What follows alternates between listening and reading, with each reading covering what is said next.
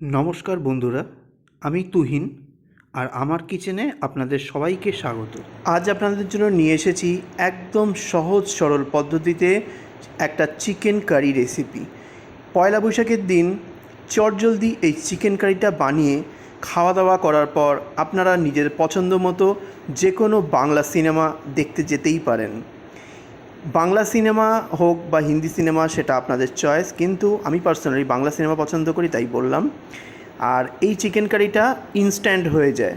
চলুন দেখে নিই কীভাবে বানালে পারফেক্ট চিকেন কারি তৈরি হবে। প্রথমেই আমি নিয়েছি 1.5 কেজি চিকেন, আর চিকেনটা কারি কাট করে নিয়েছি। কারি কাট মানে হচ্ছে মিডিয়াম সাইজের পিস। আর চিকেনটা ভালো করে জল দিয়ে ভালো করে ধুয়ে নিয়েছি, পরিষ্কার করে নিয়েছি। এইবার রান্নায় যাব, কোনো ম্যারিনেশন হবে না, ডাইরেক্ট রান্নার আগে প্রথমে একটা মশলা বানিয়ে নেব। তার জন্য মিক্সার গ্রাইন্ডার নিয়ে নিয়েছি। মিক্সার গ্রাইন্ডারের মধ্যে দিয়ে দেবো 8 থেকে 10টা কাঁচা লঙ্কা। ঝালটা বুঝে শুনে দেবেন, এখানে 1.5 কেজি চিকেন আছে তাই আমি 8 থেকে 10টা কাঁচা লঙ্কা দিয়ে দিলাম। 10 কোয়া দিয়ে দিলাম বড় সাইজের রসুন। এখানে আপনাদের ছোট রসুনের কোয়া থাকলে বেশি পরিমাণে দেবেন, যেহেতু 1.5 কেজি চিকেন তাই বড় 10 কোয়া চিকেনের জন্য 10 কোয়া রসুন নিলাম। 1.5 থেকে 2 ইঞ্চি দেবো আদার টুকরো। সামান্য পরিমাণে জল দিয়ে একটা মিহি পেস্ট বানিয়ে নেব। দেখুন একদম মিহি পেস্ট রেডি। এবার চিকেনটা রান্নার জন্য নিয়েছি একটা প্রেশার কুকার। চটজলদি রান্নার সবথেকে সহজ রান্না হয় প্রেশার কুকারে। ইনস্ট্যান্ট রেসিপি, কষান আর প্রেশার কুক করে বের করে নিন। এবার প্রেশার কুকারটাকে হাই ফ্লেমে গরম করে নিলাম। প্রেশার কুকারটা হাই ফ্লেমে ভালো করে গরম হয়ে গেলে দিয়ে দেবো পরিমাণ মতো সর্ষের তেল। এটা নির্ভর করছে আপনার শরীর স্বাস্থ্যের কথা ভেবে। প্রয়োজন মতো তেল দিয়ে ভালো করে হাই ফ্লেমে গরম করে নিতে হবে। ধোয়া ওঠা গরম হয়ে গেলে তারপর এক এক করে ফোড়ন দিতে হবে। দেবো 4টে তেজপাতা, দিয়ে দেবো 3-4টে ফাটিয়ে নেওয়া শুকনো লঙ্কা। ফোড়নটা একটুখানি ভালো করে ফ্রাই করে নিতে হবে। দিয়ে দেবো 6টা এলাচ, সবুজ এলাচ। 3 টুকরো দিয়ে দেবো দারচিনি। হাফ চামচ দিয়ে দেবো সাদা জিরে। এবার হালকা আঁচে এটাকে একটুখানি ফ্রাই করে নিতে হবে যাতে ফোড়নের গন্ধটা বেরিয়ে আসে। এবার কাঁচা লঙ্কা আদা রসুনের পেস্টটা যেটা করেছিলাম সেটা এই তেলের মধ্যেই দিয়ে দেবো, আর একসাথে ভালো করে কষতে হবে যাতে কাঁচা গন্ধটা চলে যায়। ভালো করে কিছুক্ষণ 1 মিনিট কষে নেওয়ার পর দিয়ে দেবো জল মানে মিক্সার গ্রাইন্ডারটা ধুয়ে জল দিলাম। এবার দিয়ে দেবো 1 টেবিল চামচ পরিমাণে কাশ্মীরি রেড চিলি পাউডার, 2 চা চামচ পরিমাণে দেব হলুদ গুঁড়ো, স্বাদ অনুযায়ী দিয়ে দেবো লবণ। এবার ভালো করে একবার সুন্দর করে কষে নিতে হবে। কিছুক্ষণ কষে নেওয়ার পর দিয়ে দেবো 2 চা চামচ ধনের গুঁড়ো। ভালো করে এবার কষে নিতে হবে। আমি এখানে জিরের কোনো ব্যবহার করছি না, শুধু ধনেই ব্যবহার করছি।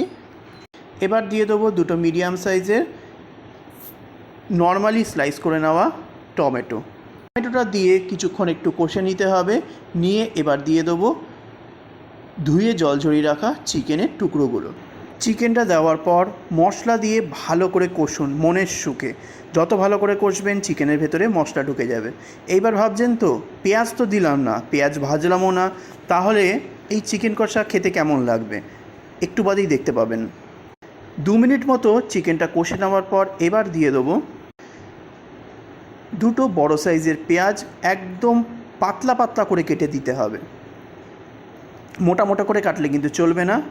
যেহেতু কাঁচা পেঁয়াজের ব্যবহার করছি তাই পাতলা পাতলা করে কেটে দিতে হবে। অনেকে ভাবছেন এই কাঁচা পেঁয়াজ দিলে খেতে কেমন লাগবে, একবার করে খেয়ে দেখবেন, একদম গলে মেল্ট হয়ে যাবে। অনেকে ভাবেন কাঁচা পেঁয়াজ না ভেজে করলে নরম হবে না, কিন্তু এইভাবে করে দেখুন এক ফোঁটা চেয়ে থাকবে না এবং ঝোলে পেঁয়াজও ভাসবে না। পেঁয়াজটা দিয়ে ভালো করে চিকেনের সঙ্গে মিক্স করে দিতে হবে, আর ঢাকনা দিয়ে 10 মিনিটের জন্য এইভাবে রেখে দিতে হবে যাতে পেঁয়াজটা একটু নরম হয়। পেঁয়াজটা নরম হয়ে যাবার পর তারপরে ভালো করে কষতে হবে। এইবার ঠিক 10 মিনিট পর ঢাকনাটা খুলে নিলাম। দেখুন পেঁয়াজটা কিন্তু একদম নরম হয়ে গেছে, হালকা একটুখানি মিক্স করে দিলাম। এইবার একটা জিনিস দেব, সেটা হলো ভিনিগার। 2 চা চামচ পরিমাণে এখানে ভিনিগার দেবো। আমি এখানে আজকে কোনো টক দইয়ের ব্যবহার করব না, ভিনিগার দিয়ে করব। একবার এই ভিনিগার দিয়ে চিকেন কষা খেয়ে দেখুন, দুর্দান্ত লাগে খেতে, একটা আলাদাই গন্ধ হয়। এবং চিকেনের মধ্যে থেকে ব্রয়লার মুরগিতে যারা গন্ধ পান তারাও পাবেন না, কথা দিলাম। ভিনিগার দিয়ে দেওয়ার পর এখানে দিয়ে দেবো 1 চামচ পরিমাণে গরম মশলা। আপনাদের সবসময় বলেছি এর আগেও, যে কোনো আমিষ রান্না করার সময় গরম মশলা দিয়ে ভালো করে কষবেন, তাহলে রন্ধ্রে রন্ধ্রে পৌঁছে যাবে এই গরম মশলার ফ্লেভার এবং কোনো ধরনের কাঁচা গন্ধ বা উটকো গন্ধ পাবেন না। এইবার মনের সুখে ভালো করে কষান যতক্ষণ না চিকেন থেকে ভালো করে তেল বেরোচ্ছে। আর দিয়ে দেবো 1 চামচ পরিমাণে গোলমরিচের গুঁড়ো, এতে স্বাদটা বহুগুণ বেড়ে যায়। একবার করে খেয়ে দেখুন। এইবার টানা 15 মিনিট চিকেনটাকে কষতে হবে, আর কোনো মশলা নেই। টানা 15 মিনিট ভালো করে কষে নিয়েছি। এইবার ওপর থেকে কয়েক কোয়া রসুন দিয়ে দেবো। এটা দুর্দান্ত ফ্লেভার আনে, প্লাস ভাতে ডলে খেতেও দারুণ লাগে। আপনারা গোটা রসুনও দিতে পারেন, কোনো সমস্যা নেই। যেহেতু বড় কোয়া রসুন, এটা প্রেশার কুকারে কুক করলেও কিন্তু গলে না, গোটা গোটাই থাকে। একটা জিনিস খেয়াল করে দেখুন, পেঁয়াজ কি আর দেখা যাচ্ছে ঝোলের মধ্যে? এক ফোঁটাও দেখা যাবে না, পুরো গলে ভর্তা হয়ে গেছে, একদম ঝোলের সঙ্গে মিশে গেছে। একবার এইভাবে করে দেখুন, চটজলদি রেসিপি। যারা ব্যাচেলার, যারা হোস্টেলে থাকেন, তাদের জন্য তো এটা পারফেক্ট রেসিপি। ইনস্ট্যান্ট প্রেশার কুকারে দেবেন, কষবেন, একটা প্রেশার সিটি দেবেন, রান্না কমপ্লিট। এইবার কষানো হয়ে গেলে এবার দিয়ে দেবো 4-5টা আলুকে স্লাইস করে কেটে একটু ডুমো ডুমো করে দিয়ে ভালো করে এবার কষতে হবে আলুর সঙ্গে চিকেনটাকে। এখানে কোনো আলু ভাজাভাজিরও কোনো কেস নেই, দেবেন, কষবেন, রান্না হয়ে যাবে।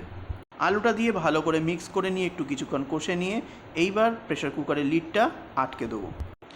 এইবার লিডটা লাগিয়ে দেওয়ার পর হাই ফ্লেমে মাত্র একটা হুইসেল দেবো, কারণ এতক্ষণ কষা হয়েছে, প্লাস হচ্ছে ব্রয়লার মুরগি, বেশিক্ষণ লাগে না। দেখুন হাই ফ্লেমে একটা হুইসেল পড়ে গেছে। এইবার প্রেশার কুকারের লিড কিন্তু খোলা যাবে না, এই অবস্থাতেই ফ্লেম বন্ধ করে অপেক্ষা করতে হবে প্রেশারটা রিলিজ হওয়া অবধি, তাহলে কিন্তু একদম সুসিদ্ধ হয়ে যাবে আলু আর চিকেন। দেখুন প্রেশার কুকারের হুইসেলটাও কিন্তু পড়ে যাওয়ার পর প্রেশার রিলিজ হয়ে গেছে। এইবার প্রেশার কুকারের ঢাকনাটা খুলে নিতে হবে। দেখুন ঢাকনাটা খুলে নেওয়ার পর কি টেক্সচার এসেছে, প্রতিটা মাংস যে সুসিদ্ধ হয়েছে দেখেই বোঝা যাচ্ছে। এবার আলুটা সুসিদ্ধ হয়েছে কি না সেটা দেখে বলে দিচ্ছি। দেখুন খুন্তি দিয়ে হালকা টাচ দিতেই কিন্তু আলুটা কেটে বেরিয়ে গেল, কোনো ঝামেলা নেই। এইভাবে যদি করেন প্রতিটা চিকেন আলু একদম টান টান থাকবে, অথচ সুসিদ্ধ হয়ে যাবে। এইবার ভালো করে একবার হালকা হাতে মিক্স করে দিতে হবে। রেডি হয়ে গেল দারুণ স্বাদের ইনস্ট্যান্ট চিকেন কারি বা চিকেন কষা। একবার বানিয়ে খেয়ে দেখুন, দারুণ লাগবে।